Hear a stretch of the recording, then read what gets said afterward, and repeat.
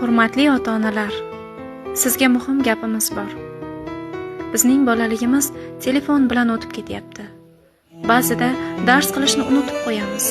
Ko'zimiz ham, miyamiz ham charchayapti.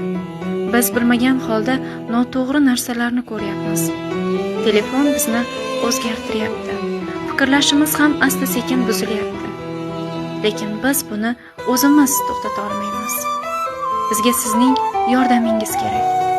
Chunki telefon bizni o'ziga tortadi. Chunki biz hali bolamiz.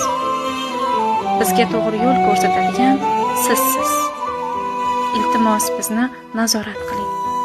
Telefon vaqtimizni cheklang. Kechqurun 21:00 dan keyin telefonimizni olib qo'ying. Bizni majburlang.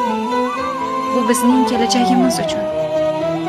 Iltimos, bizga befarq bo'lmang.